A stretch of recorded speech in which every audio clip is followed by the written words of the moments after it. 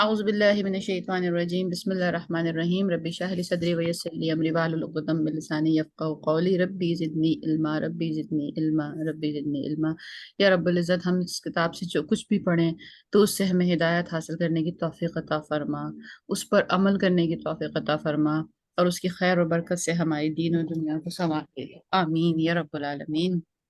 الحمدللہ، السلام علیکم ورحمۃ اللہ وبرکاتہ۔ ون مور ٹائم، الحمدللہ ہم اپنی سیریز میں اللہ تعالیٰ کی رحمت سے، برکت سے اور دی ہوئی توفیق سے پہنچ گئے ہیں سورہ توبہ تک، سورہ نمبر 9 مصحف کی ترتیب کے اعتبار سے۔ اور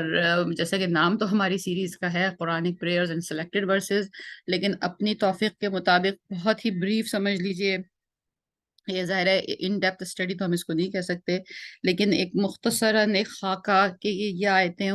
جو ہیں، جو بھی آیتیں ہم پڑھتے ہیں یا جو بھی سورہ ہم شروع کرتے ہیں، اس کا ایک تھوڑا سا ایک تانا بانا کہہ لیجئے کہ ایک اسٹرکچر ذہن میں ہو کہ یہ کس جگہ پہ بات ہو رہی ہے، کس موقع پہ بات ہو رہی ہے، اس کا کیا بیک گراؤنڈ ہے۔ قرآنک کانٹیکسٹ کے حوالے سے نا یہ بات بہت امپورٹنٹ ہے، اور قرآنک تفسیر کے حوالے سے بھی یہ بات بہت امپورٹنٹ ہے۔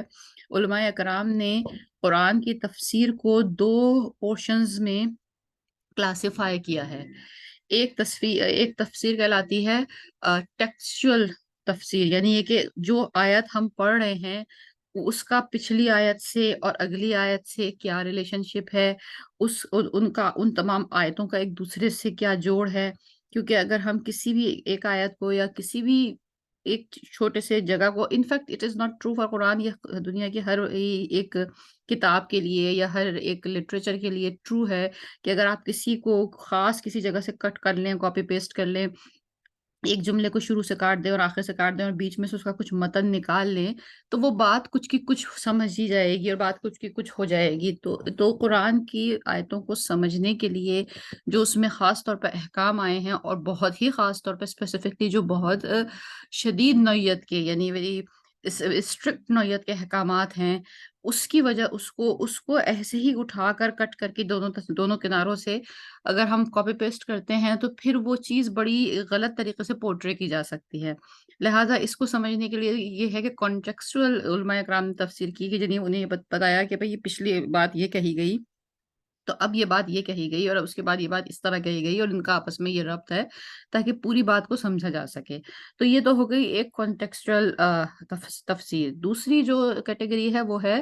ہسٹوریکل تفسیر، یعنی کہ جو بھی آیتیں بیان ہو رہی ہیں اس کا ہسٹورک بیک گراؤنڈ کیا ہے، وہ کیا واقعات تھے، وہ کیا سچویشن تھی، وہ کیا وہاں پہ موقع تھا، وہاں اس وقت کیا ایسی چیزیں ہو رہی تھیں کہ جن کے اوپر اللہ سبحانہ تعالیٰ نے یہ تمام ہدایات یا یہ تمام آرڈرز نبی کریم صلی اللہ علیہ وسلم کو دیے، یا اس محل وقوع کے موقع پر یہ تمام آیتیں نازل ہوئیں، تو ہم اس چیز کو کیلکولیٹ کر سکیں کہ اچھا ایسے ایسے حالات جب ہوں تو ہم اس کو اپنے اوپر اپلائی کر سکتے ہیں، ان آیتوں سے اپنے لیے ہدایت کو ریڈیوس کر سکتے ہیں۔ تو یہ 2 کیٹیگریز ہیں، ہسٹوریکل تفسیر اور کانٹیکسچول تفسیر۔ لاسٹ جو ہمارا سیشن تھا جس میں ہم نے سورہ انفال ختم کی ہے، ایک just to have a taste of کہنا چاہیے in some mouth, just little bit of a taste, ایسی ہم نے تھوڑی سی بات شروع کی تھی سورہ توبہ کے متعلق۔ تو بیسیکلی سورہ توبہ کے کافی یونیکنیسز ہیں سورہ توبہ میں، اور ایک بات جو بہت ہی زیادہ واضح اور بہت ہی ایک ہائی لائٹڈ تھنگ ہے سورہ توبہ کے بارے میں، وہ یہ ہے کہ قرآن کریم کی 114 صورتوں میں سے یہ واحد صورت ہے جس لبنہ ایکسکیوز میں کروں کہ وہ جمال کو نہیں مل رہا، اور ایک اور کوئی ہے، 2-3 میسج آئے ہیں کہ ان کو کنیکٹ نہیں ہو پا رہا ہے، تو کچھ ان کو ہیلپ کرو گی؟ ایک سیکنڈ، میرے پاس لیٹ می گیو می مومنٹ۔ تو ہم یہ بات کر رہے تھے کہ قرآن کی جو تفسیر ہے اس کو سمجھنے کے لیے، قرآن کے اندر جو آئی ہیں آیتیں ان کو سمجھنے کے لیے، قرآن کے اندر جو بھی احکامات ہیں ان کو سمجھنے کے لیے، یہ بہت ضروری ہے کہ ہم دونوں طریقے سے چیزوں کو دیکھیں۔ یعنی ایک تو ہم یہ بھی دیکھیں کہ اس کا کانٹیکچوئل کیا ریلیشن ہے آپس میں، اور ایک ہم اس کا یہ بھی دیکھیں کہ ہسٹوریکلی وہ کہاں کس موقع پہ بیان کی گئی ہیں، کس جگہ وہ بات کس طرح کہی گئی ہے۔ سورہ توبہ جو ہے، جیسا کہ میں بات کر رہی تھی کہ ایک تو بہت بڑی یونیکنیس اس کی یہی آتی ہے کہ 114 صورتوں میں سے وہ ایک واحد صورت ہے جس کی شروع میں بسم اللہ نہیں آئی ہے۔ بسم اللہ اس کے شروع میں نہ آنے کی جو ایک بہت موٹی موٹی دو وجوہات، بالکل جرنل اگر ہم بہت ان ڈیپتھ اسٹڈی کے بغیر جاننا چاہیں، یا ایک بہت ہی جرنل سا گوگل سرچ آپ کریں، تو دو وجوہات آپ کو بہت واضح سامنے نظر آ جائیں گی۔ اور ایک تو وہ یہ ہے کہ جو سورہ کے پہلے ہی دو الفاظ ہیں، براۃ من اللہ، سورہ شروع ہی یہاں سے ہوتی ہے، براۃ من اللہ، کہ اللہ نے برات کا اعلان کر دیا، یعنی کہ اس بات کا اعلان کر دیا کہ میرا اس سے کوئی واسطہ تعلق نہیں ہے، میرا اس سے کوئی لینا دینا نہیں ہے، یہ میرا نہیں ہے اور میں اس کا نہیں ہوں۔ تو جب ایسا کوئی معاملہ شروع ہوا ہے، اسی لیے اس میں اسکالرس کہتے ہیں کہ بسم اللہ نہیں لکھی گئی ہے، کہ یہ وہ چیز نہیں ہے جس میں کہ ہم چاہیں کہ برکت ہو۔ بسم اللہ ہم پڑھتے ہیں ہر اس کام کے لیے کہ جو کام ہم شروع کرتے ہیں، کہ اس میں ہم چاہتے ہیں اللہ کی طرف سے خوشنودی شامل ہو اور برکت شامل ہو، اور وہ زیادتی سے ہو اور اچھی طریقے سے ہو۔ اللہ کا غصہ، اللہ کی ناراضگی، اللہ سے اللہ کا لا تعلقی کا جو اعلان ہے، ڈیفینیٹلی وہ کوئی خوش آئند چیز بالکل بھی نہیں ہے۔ تو اس میں اللہ تعالیٰ کی طرف سے ایک برکت کی ڈیمانڈ کی کوئی کیفیت نہیں کی جا سکتی۔ تو ایک تو یہ کہتے ہیں کہ اس میں یہ سورہ کی شروع میں یہ وجہ ہے کہ اس میں بسم اللہ نہیں لکھی گئی۔ اس کے علاوہ اس کے آگے جو سورہ کا متن ہے، اسپیسیفکلی جو شروع کے 5 رکوع ہیں، ان کی جو آیتیں ہیں جو کہ موسٹ کنٹروورشل آیات ہیں، جو لوگ انٹرفیتھ کے معاملے میں انوالو ہیں ویسٹرن ورلڈ میں، وہ ان آیاتوں سے بہت انکاؤنٹر کرتے ہیں۔ These are the pieces of Quran. یہ وہ پیسیجز ہیں جن پہ سب سے زیادہ ویسٹرن ورلڈ اس کو کاپی پیسٹ کر کے اور ان الفاظ کو مطلب ایز اے اشتہار پیش کرتے ہیں کہ دیکھیے اسلام کا ایسا مذہب ہے اور اسلام یہ کہتا ہے اور اسلام یہ کہتا ہے۔ آئی ول بی پریفر کہ اگر آپ لوگوں کے پاس پاسبل ہے کہ آپ کہیں مصحف اپنے پاس کھول سکتے ہیں، یا کوئی ایسی تفسیری کتاب کھول سکتے ہیں کہ جس میں آپ ساتھ ساتھ آیتیں دیکھتے بھی جائیں اور اس کا ترجمہ بھی دیکھتے جائیں، تو وہ اچھا بینیفیشل ہوگا۔ لیکن ابھی تو تھوڑی دیر ہم کو لگے گی اس کا بیک گراؤنڈ ڈیولپ کرنے کے لیے۔ تو ایک تو سورہ کا جو بات یہ ہم کر رہے تھے کہ بسم اللہ بیسکلی جو ہے وہ اس کے اندر اس لیے نہیں ہے کہ یہ دو وجوہات ہیں، کہ ایک تو اللہ تعالیٰ کی بہت خوشی اور خوشنودگی شامل نہیں ہے یہاں پر، تو لہٰذا ہمیں برکت کے لیے ہم دعا نہیں کر رہے ہیں۔ اور دوسرا یہ کہ اللہ نے اس میں ایک بہت سخت احکامات نازل کیے ہیں، بہت سخت ایسی چیزیں نازل کی ہیں جس میں کہ ڈیفینیٹلی کہ نو بڈی وانٹس کہ اس کے اندر مزید زیادتی ہو یا برکت ہو۔ اس میں سزا جو مشرکوں کے لیے ہے وہ ڈیفائن کی گئی ہے۔ تو یہ ہے سورہ توبہ کا ایک یونیکنیس کہ اس کے شروع میں بسم اللہ نہ ہونے کی کیا وجہ ہے۔ یہ اللہ عالم بالصواب، یہ اسکالرز نے اس کو بیان کیا ہے۔ سورہ جو کہا توبہ جو ہے بیسکلی، اگر ہم اس کے دیکھا جائے اس کی تھوڑی سی بالکل چھوٹا سا انٹروڈکشن اگر ہم کریں، تو یہ 9ویں نمبر کی سورہ ہے توبہ۔ اس کا نام کچھ مصحفs میں اس کا نام سورہ برات بھی ہے۔ برات بھی وہی برات من اللہ جو اس کی پہلی آیت کا پہلا لفظ ہے، کہ یعنی اللہ تبارک تعالیٰ نے لا تعلقی کا اعلان کیا ہے۔ موسٹلی جو انڈیا پاکستان پہ بیس جو مصحف ہیں ان میں اسے سورہ توبہ ہی کہا جاتا ہے، اور موسٹلی جو تھوڑا بہت اندلسین سائٹ پہ یا عرب سائٹ پہ جو قرآن ہے وہاں کہیں آپ کو سورہ برات بھی اس کا نام ملے گا۔ نمبر 9 سورہ ہے ترتیب کے اعتبار سے، لیکن کرونولوجیکل آرڈر کی اگر ہم بات کریں تو یہ سورہ نازل ہوئی ہے سن 8 ہجری میں۔ کچھ سورج سن 8 اور ہجری میں، اس کا آگے جا کے بھی ہم اور مزید ڈیٹیل بات کریں گے۔ تو 8 ہجری کا جرنل مطلب ایک سمجھنے کی کیا بات ہوئی، یعنی ہجرت کا 8واں سال۔ 8 ہجری مانے ہجرت کا 8واں سال۔ تو ہجرت کا 8واں سال کا مطلب یہ ہو گیا کہ نبی کریم صلی اللہ علیہ وسلم کی جو پوری حیات طیبہ ہے نبی مدینہ منورہ میں، وہ ٹوٹل 10 سال کی ہے، یعنی اور 10 سال کے بعد آپ اس دنیا سے تشریف لے گئے اور آپ کا مشن پورا ہو گیا تھا۔ تو یعنی دیکھا جائے تو یہ ٹورڈز ویری ویری لاسٹ صورتوں میں سے ہے، اور یہ اسکالرز بھی اس کے متعلق یہی کہتے ہیں کہ یہ ان چند صورتوں میں سے ہے جو مکمل طور پر آخر میں نازل ہوئی تھی، آخر کی چند صورتوں میں سے ہے یہ۔ اور کچھ پورشن اس کا بڑی اس کی عجیب سی ایک کمپوزیشن اللہ سبحانہ تعالیٰ کی طرف سے مطلب آئی ہے، اور یہ بھی اللہ تعالیٰ کی ایک حکمت ہے، اور یہ بھی انسان کے لیے ایک طریقے سے ایک چیلنج ہے ڈی کوڈنگ کرنے کا، کہ یہ ایسی کیا بات ہے کہ اللہ تعالیٰ نے آیتوں کو اس طرح اتنا منگل اپ کیا ہے، جس کی ابھی ہم آگے جا کے بات کریں گے ابھی۔ بہرحال تو یہ سن 8 ہجری میں یہ آیتیں نازل ہوئی ہیں، تو لہٰذا اگر مصحف میں تو اس سورہ کی ترتیب 9ویں ہے، لیکن دیکھا جائے تو یہ تقریباً آخری صورتوں میں سے ہے، اور مدنی صورت ہے ڈیفینیٹلی۔ 129 اس میں آیات ہیں۔ حزب کے اعتبار سے اگر جو عربی قرآن ہوتے ہیں اس میں حزب سے وہ کاؤنٹ کرتے ہیں، تو حزب نمبر 19 to 21 پہ یہ مشتمل ہے۔ ٹوٹل اس میں 16 رکوع ہیں۔ ہمارے جو جز کی تقسیم ہے اس کے اعتبار سے یہ 9.25 پارے سے شروع ہو کے 10.25 پارے تک ختم ہوتی ہے، تقریباً 1 جز کی یہ پوری صورت ہے، مدنی صورت ہے۔ اور جیسے کہ میں نے ابھی کہا کہ یہ بالکل آخر میں نازل ہوئی ہے، تو جو شروع کے جو اس کے 5 جو رکوع ہیں، یا تقریباً آیا نمبر یوں سمجھ لیجیے 37 تک کا جو اس کا جو پیسج ہے، وہ جو پرٹیکولر آیتیں ہیں وہ مکس ہیں سن 8 ہجری کی ذیقت کے مہینے سے لے کر، اور پھر دوبارہ سن 8 ہجری کے پہلے کے مہینے سے۔ تو وہ کیا معاملہ ہے وہ بھی ہم اس کی تھوڑی سی ڈیٹیل ڈسکس کرتے ہیں، لیکن اس ڈیٹیل میں جانے سے پہلے ہم تھوڑا سا اس کا ایک تاریخی بیک گراؤنڈ یہاں یہی ڈسکس کر لیں کہ جو مین ایک موٹی موسی ایک بات ہے جو ہم مطلب یہاں آج کے اس ڈسکشن میں اپنے لرن کر سکتے ہیں، وہ یہ ہے کہ اگر کبھی آپ کا بھی ایسا انکاؤنٹر ہو کہ آپ کہیں پہ ایسی کسی محفل میں ہوں جہاں آپ کو یہ بات پتہ چلے کہ بھئی اللہ سبحانہ تعالیٰ نے کہا کہ جہاں مشرکوں کو دیکھو انہیں پکڑو اور انہیں قتل کر دو، تو یہ ریفرنس ہے سورہ توبہ کی پہلی ہی 5 رکوعوں کا۔ تو اور یہ قرآن کے الفاظ ہیں، نو ڈاؤٹ اس میں بالکل یہ موجود ہے قرآن میں، اور اسی بات کو لے کر جو ویسٹرن ورلڈ ہے یا اسلام دشمن جو ناصر ہیں وہ بہت شور مچاتے ہیں۔ تو اس کو سمجھنے کے لیے ہم نے تھوڑا سا پچھلی بار بھی ایک تھوڑا سا ریویلیشن کی تھی کہ دیکھیے، جب سب سے پہلے بات کو اگر ہم شروع سے شروع کریں، جب اللہ سبحانہ تعالیٰ نے سب کائنات کو تخلیق کیا، ساری مخلوقات کو تخلیق کیا، اور اس وقت حضرت آدم علیہ السلام کو تخلیق کیا، اور تمام فرشتوں کو یہ حکم ہوا کہ حضرت آدم علیہ السلام کو سجدہ کرے، اور اس وقت ابلیس نے سرگردانی کری اور اس نے نافرمانی کری اور اس نے اکڑ دکھائی، اور اس وقت کی جو ڈائلاگ ہیں وہ سورہ بقرہ کے پہلے ہی 5ویں رکوع کے اندر موجود ہیں۔ پہلی سورہ جو سورہ بقرہ جہاں سے شروع ہوتی ہے اس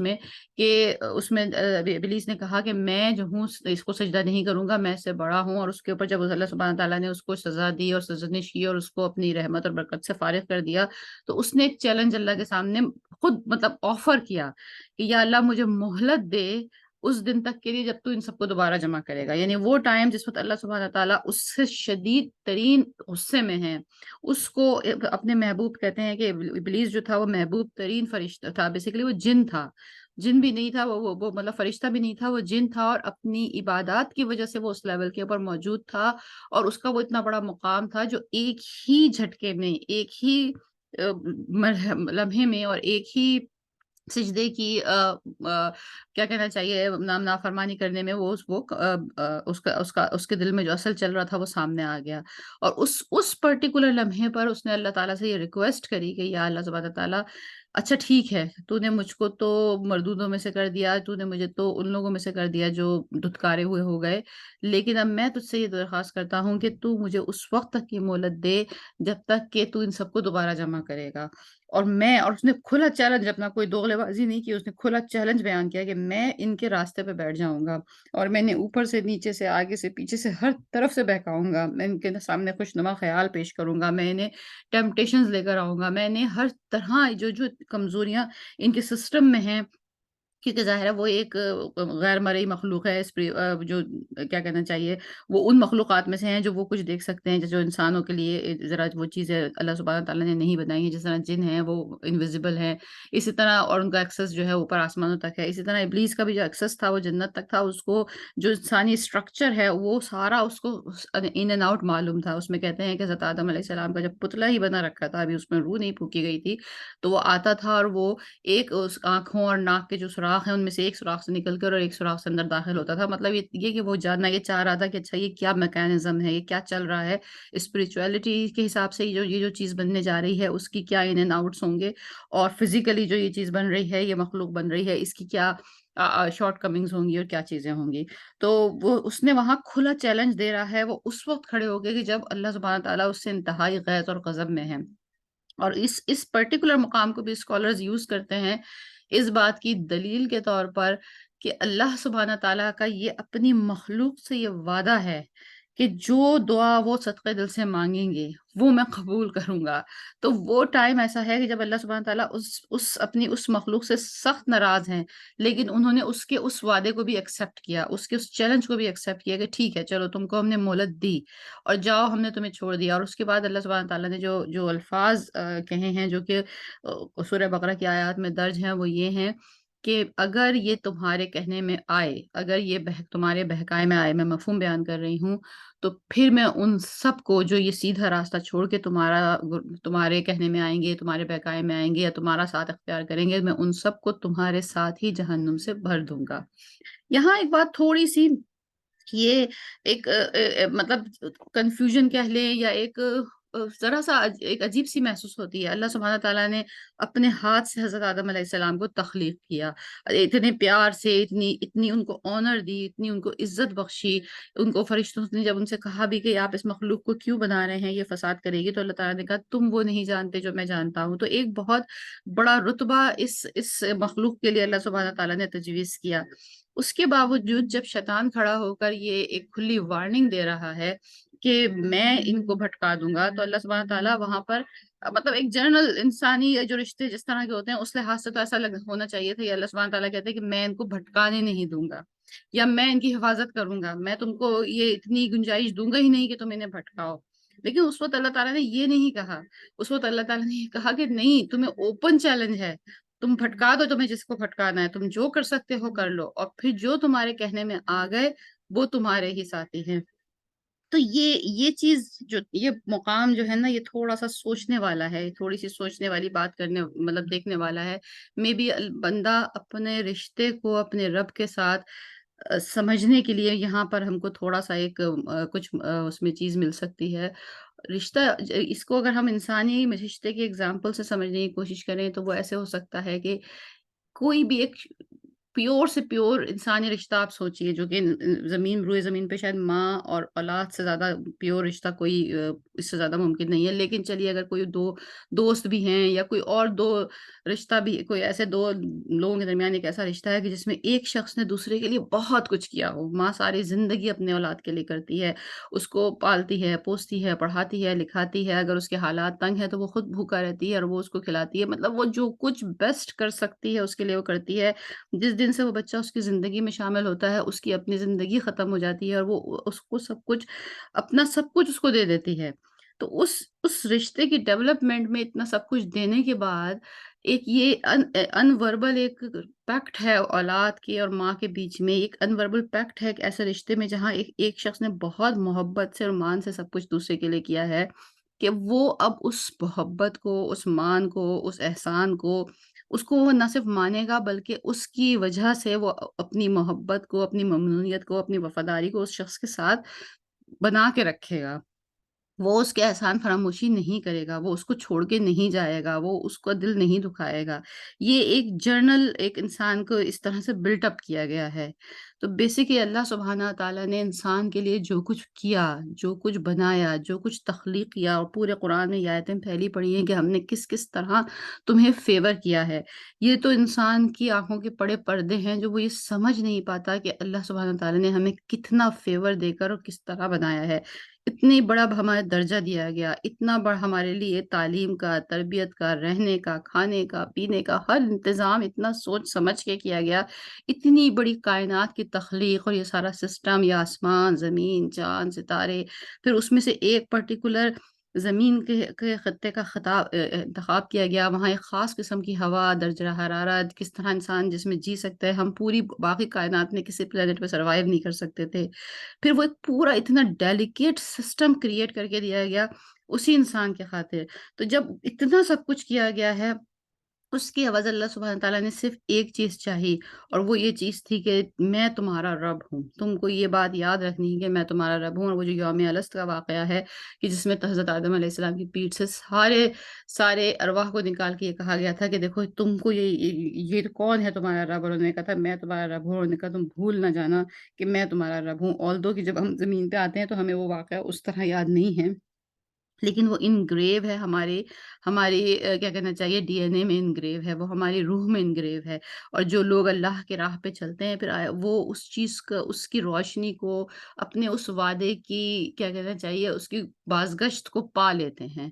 تو پوائنٹ یہاں پر کہنے کا یہ ہے کہ اللہ سبحانہ تعالیٰ نے شیطان کو اس لیے نہیں روکا کہ اتنا سب کچھ کرنے کے لیے، جس انسان، جس مخلوق کے لیے اللہ سبحانہ تعالیٰ نے اتنا سب کچھ کیا ہے، اگر وہ اتنے سب کچھ کے باوجود بھی بے وفا ہوتی ہے، اپنی وفاداری اللہ سبحانہ تعالیٰ سے ہٹاتی ہے، یا اللہ کی جو نعمتیں ہیں اس اللہ نے جو اس کے لیے بنائی ہیں ان کو چھوڑ کر وہ اس ٹیمپٹیشن کے پیچھے بھاگتی ہے، اللہ کے اوپر اپنا یقین رکھنے کے بجائے وہ اس دھوکے باز کے اوپر اپنا یقین رکھتی ہے، تو پھر ایسے لوگوں کی اللہ سبحانہ تعالیٰ کو ضرورت نہیں ہے۔ تو یہ وجہ ہے کہ اللہ سبحانہ تعالیٰ نے یہاں پہ بیسیکلی یہ شیطان کی اس دھمکی کو ایکسیپٹ کرنے میں اللہ سبحانہ تعالیٰ کی شاید حکمت ایک یہ بھی تھی کہ ٹھیک ہے، اس میں دودھ کا دودھ اور پانی کا پانی بھی ہو جائے گا، واقعتاً جو میرے بندے ہیں جو اس لائق ہیں کہ ان کو دنیا کی امامت عطا کی جائے، کیونکہ اینڈ گول اس مخلوق کا یہ تھا کہ اس کو دنیا کی امامت عطا کی جائے گی۔ مولانا مودودی فرماتے ہیں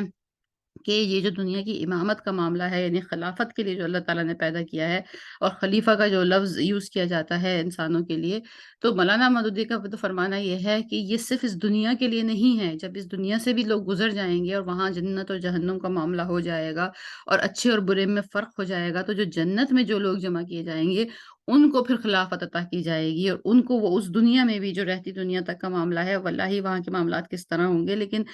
ہم اس کو بہت زیادہ ویژوالائز نہیں کر سکتے، لیکن ان کا تو کہنا یہ ہے کہ یہ خلافت صرف اس دنیا تک کے لیے، اس زندگی تک کے لیے نہیں ہے، بلکہ یہ اس کے بعد وہاں پر بھی ہوگی۔ تو ظاہر ہے پھر خلافت ایسے لوگوں کو کیسے دی جا سکتی ہے جو اتنے کمزور ہوں؟ تو اچھا ہے کہ وہ لوگ چھٹ جائیں، ان کی اسکروٹننگ ہو جائے اور وہ الگ ہو جائیں، اور پھر صرف وہ لوگ پیور بچیں جو واقعی اپنا امتحان دے پاس کر کے اللہ سبحانہ تعالیٰ کے پاس پہنچے ہوں، زندگی میں جو بھی مشکلات، جو بھی راستے سے وہ گزرے ہوں، اس میں انہوں نے یہ پروف کیا ہو کہ وہ اللہ کے سچے بندے ہیں اور وہ کسی کے بہکائے میں نہیں آئیں گے۔ تو بات شروع ہوئی تھی یہاں سے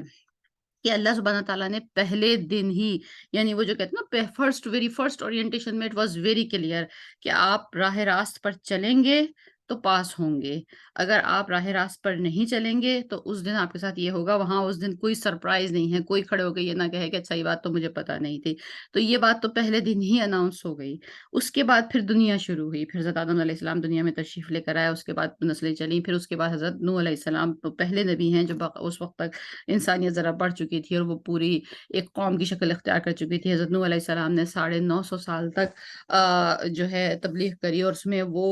جو ہے 950 سال تک وہ آ، جی ایک سیکنڈ، وہ 950 سال تک اس میں کسی نے جب ان کی بات نہیں مانی، اور وہاں تک کہ وہ بالکل اپنے آخری حد تک پہنچ گئے، تو اس وقت پھر اللہ سبحانہ تعالیٰ نے کہا کہ اب تم کشتی میں لے کر ان کو جو ماننے والے ہیں نکل جاؤ، اور اب جو ہے یہ قوم جو ہے یہ تباہ کر دی جائے گی۔ تو وہ قوم تباہ کر دی گئی، نہ ماننے والے جو تھے اس میں سے چند لوگ جو بالکل ماننے والے تھے ان کو بچا کے نکال لیا گیا، اور اس باقی قوم کو صفحہ ہستی سے مٹا دیا گیا۔ تو یہ وہ پہلا انسانیت کے لحاظ سے وہ واقعہ ہوا کہ جس میں جو یوم الست کے اوپر جو ایک وہاں پہ جو یہ تمام سین ہوا تھا، جس میں اللہ سبحانہ تعالیٰ نے کلیئرلی اعلان کیا تھا کہ میں جو ہوں، جو لوگ نافرمان ہیں ان سے میرا تعلق نہیں ہے۔ اس کی پہلی مینیفیسٹیشن حضرت نوح علیہ السلام کی قوم میں پریکٹیکل کر کے دکھا دی گئی کہ وہ لوگ برباد ہو گئے۔ اس کے بعد وہ بات آگے چلی، پھر اس کے بعد قوم سمود آئی، اس کے بعد قوم عاد آئی، اس کے بعد مختلف ہم جو تمام قوموں کا ہم احوال پچھلی صورتوں میں پڑھ بھی چکے ہیں، اور ایک کے بعد ایک حضرت صالح علیہ السلام، حضرت لوط علیہ السلام، ایک کے بعد ایک ہر قوم کا ہم معاملہ یہ دیکھتے چلے گئے کہ جس قوم نے اپنے نبی کو آخری حد تک جھٹلایا اور اس کے نبی نے اپنی آخری کوشش تک کری، اور پھر جب اللہ کے فیصلے کا وقت آ گیا تو وہ قوم صفحہ ہستی سے مٹا دی گئی۔ یہ سنت اللہ سبحانہ تعالیٰ کی دنیا میں بھی قائم ہے، یہ سنت پہلے دن بھی بتا دی گئی تھی، اور یہ سنت آخری ججمنٹ ڈے کے اوپر بھی دوبارہ ریوائیو کی جائے گی۔ دیر از نو سرپرائز ان دیٹ۔ اور یہ بات جو ہے، یہ تمام واقعات جو قوم نوح سے لے کر قوم عاد، قوم سمود، قوم لوط کے یہ تمام واقعات انجیل میں بھی موجود ہیں، یہ تمام واقعات تورات میں بھی موجود ہیں، یہ تمام واقعات ہسٹورک ویسٹرن ہسٹری میں معلومات میں ہیں، اور ویسٹرن جتنے بھی خاص طور پہ اہل کتاب کا جو مذہب ہے، یہودی اور عیسائی، ان میں یہ چیزیں ویل نون ہیں، وہاں یہ ایکسیپٹڈ ہیں، وہاں یہ چیز موجود ہے۔ اب کیا ہے کہ جب نبی کریم صلی اللہ علیہ وسلم کا معاملہ آتا ہے تو ظاہر ہے نبی کریم صلی اللہ علیہ وسلم بھی نبی ہیں، رسول ہیں، اور وہ تمام لاز جو باقی تمام انبیاء کی قوموں کے لیے تھے وہ ان کے لیے بھی ہیں۔ اگر ان کی ساری قوم، ساری کے سارا عرب جس کی طرف وہ بھیجے گئے تھے، نبی کریم صلی اللہ علیہ وسلم رہتی دنیا تک کے لیے رسول تھے، رحمت للعالمین تھے، اس لیے کہ وہ آخری نبی ہیں، لیکن یہ ان کا سیکنڈری پارٹ تھا۔ فرسٹ ان کے جو آڈینس تھے، جو سب سے پہلی جو تبلیغ ان کی تھی، سب سے پہلے جو ان کے ٹارگٹ لوگ تھے، وہ عرب کے وہ لوگ تھے جہاں وہ بھیجے گئے تھے، وہ بیسیکلی ان کی قوم تھی۔ اس کے بعد اس قوم کو پورے راہ راست پہ لا کے اس کی تربیت کر کے اس کو صحیح بات سکھانے کے بعد جب وہ مشن ڈن ہو جاتا، اس کے بعد سے نیکسٹ مشن شروع ہوتا۔ یہی وجہ ہے کہ نبی کریم صلی اللہ علیہ وسلم نے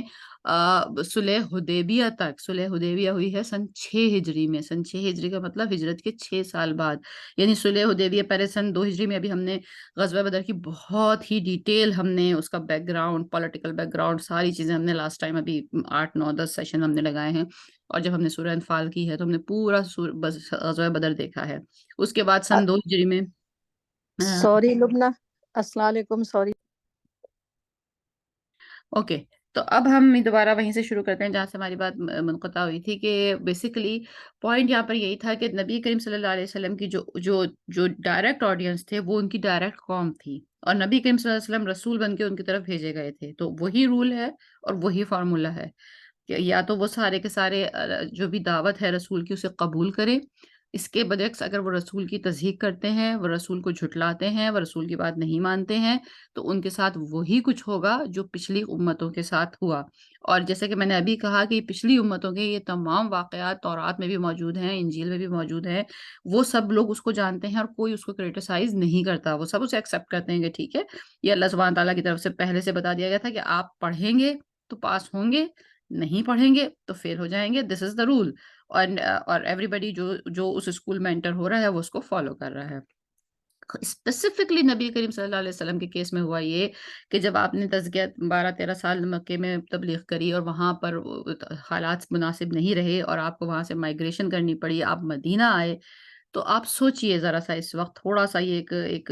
مطلب بات کو ڈفرینٹ اینگل سے دیکھنے والی بات ہے، اور یہ جو چیز ہے نا ڈفرینٹ اینگل سے دیکھنے والی بات، یہ ہر چیز کے اوپر اپلائی ہوتی ہے۔ دنیا میں بہت دفعہ جیسا ہوتا ہے کہ کوئی واقعہ پیش آتا ہے اور اس میں بہت سارے لوگ مل کے ایک ہی بات کہنا شروع کر دیں، ایک ہی طرف سے شور مچانا شروع کر دیں۔ اسپیسیفکلی آج میڈیا کے زمانے میں ہم یہ دیکھتے ہیں کہ ایک بات ہوئی اور اس کو ایک طریقے سے، ایک اینگل سے اتنا زیادہ ایمفیسائز کیا جاتا ہے کہ جو لوگ دیکھ رہے ہوتے ہیں ان کا ذہن بھی معاف ہو جاتا ہے، اور وہ بھی اس بات کو اسی طرح سے سوچنا شروع کر دیتے ہیں، اور کوئی دوسرا کاؤنٹر اینگل ان کے ذہن میں آتا ہی نہیں ہے۔ اگر اس واقعے کو ہم، اس سارے بیک گراؤنڈ کو جو میں نے ابھی بیان کیا ہے، اس کو ہم ذہن میں رکھیں، وہ آفرینش کا دن جس دن سے انسان کو پیدا کیا گیا تھا، اس دن سے لے کر ان تمام قوموں کے واقعات کو، ہسٹری کو ذہن میں رکھیں کہ جو رسولوں کو جھٹلاتی رہی اور پھر وہ کس مقام پر پہنچیں۔ تو یعنی سو مچ سو کہ جس میں کہ حضرت موسیٰ علیہ السلام کا بھی میں ذکر کرنا بھول گئی کہ حضرت موسیٰ علیہ السلام کا بھی یہاں تک تھا کہ وہ بنی اسرائیل ان کی قوم تھی، وہ اس کو فرعون سے بچا کر نکلے تھے۔ فرعون کو تو چلیے مان لیجئے کہ وہ نہ ماننے والوں میں تھا، تو وہ تو بہرحال غرق ہوا ہی، لیکن جب نبی کریم صلی اللہ علیہ وسلم، جب حضرت موسیٰ علیہ السلام نے صحرا میں آ کر اپنے بنی اسرائیل کو، جن کو وہ بچا کے لائے تھے، ان کو جب یہ کہا کہ بھائی اب آپ جائیے اور سامنے شہر میں داخل ہو جائیے، اور ظاہر ہے وہاں جنگ و جدل کرنا پڑتا، اس شہر کو فتح کرنا پڑتا، اور اس پوری قوم نے مل کے انکار کر دیا کہ نہیں بھائی ہم تو نہیں جاتے، آپ جائیے اور آپ خدا جائے، ہمیں تو ان لوگوں سے ڈر لگتا ہے اور ہم ان سے نہیں لڑتے، تو وہ بھی وہاں بھی اللہ کا غیظ اور غضب اتنا تھا کہ اللہ سبحانہ تعالیٰ نے یہ اعلان کر دیا تھا کہ اب یہ لوگوں کو فتح نصیب نہیں ہوگی۔ یہاں سو مچ سو کہ حضرت موسیٰ علیہ السلام کی اپنی زندگی بھی انہی لوگوں کی، اسی جنریشن کے سامنے ختم ہو گئی۔ وہ سارے کے سارے لوگ 40 سال تک صحرا میں بھٹکتے رہے، ان کو پھر فتح نہیں نصیب ہوئی۔ اس کے بعد جو اگلی نسل آئی اس کو فتح نصیب ہوئی۔ تو یہ اللہ کی سنت ہے، اللہ نے بار بار قرآن میں بتایا کہ ہم تم کو لے جائیں گے یہاں سے، ہم تمہیں وینش کر دیں گے اس طرح کہ تمہیں کوئی یاد بھی نہیں رکھے گا کہ تمہاری کیا تاریخ تھی۔ تو ہونا یہ چاہیے تھا کہ جس وقت نبی کریم صلی اللہ علیہ وسلم نے مکہ کو چھوڑا تھا، جس وقت وہ وہاں پر مدینہ تشریف لے گئے تھے،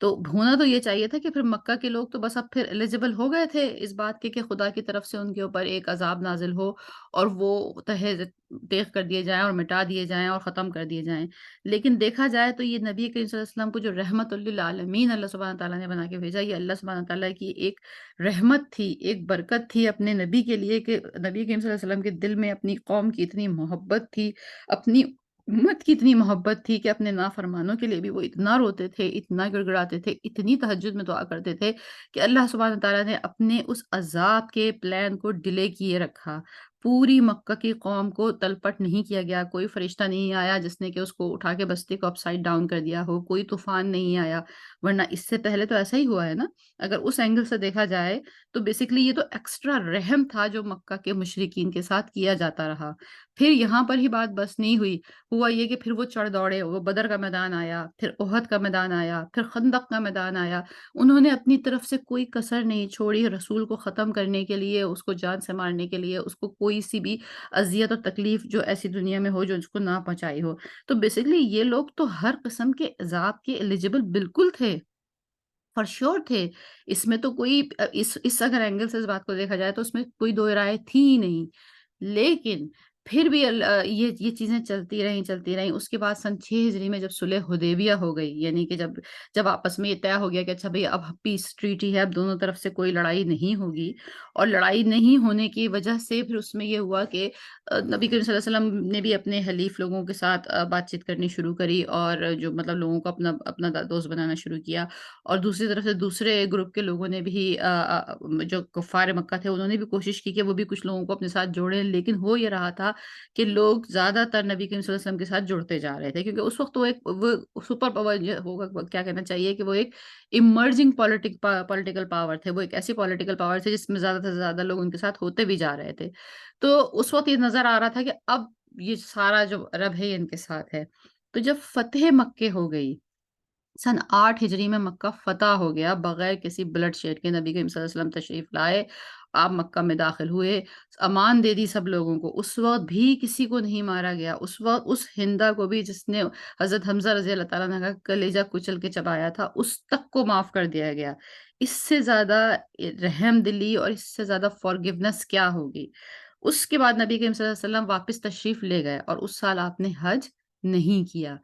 اس سے اگلے سال سن 9 ہجری میں آپ نے حضرت ابوبکر صدیق رضی اللہ تعالیٰ عنہ کو قافلے کا امیر بنا کے بھیجا، آپ تب بھی حج کرنے نہیں گئے۔ اور سن 9 ہجری میں جب حضرت ابوبکر صدیق رضی اللہ تعالیٰ عنہ نکل گئے شہر سے، اور وہ بھی آدھے راستے میں تھے کہ جب وہ تمام قافلے کو لے کر حج کے لیے جا رہے تھے، اس وقت یہ پہلی 5 آیتیں نازل ہوئی ہیں، جس میں کہ اللہ سبحانہ تعالیٰ فرماتے ہیں کہ اب ہماری طرف سے یہ اعلان ہے مشرکوں کے لیے، مشرک یعنی کہ اب وہ لوگ جو ہیں اب ہماری ان سے برات ہو گئی ہے۔ تو اب آپ یہ سوچئے، سارے بیک گراؤنڈ میں یہ سوچئے کہ جو قومیں تباہ کر دی گئیں رسول کے نہ ماننے کے لیے، اس کے بنسبت نبی کریم صلی اللہ علیہ وسلم کے نہ ماننے والوں کے ساتھ کیا سلوک کیا جا رہا ہے؟ ان کو مہلت پہ مہلت پہ مہلت پہ مہلت، یہاں تک کہ مکہ فتح بھی ہو چکا ہے اب تو،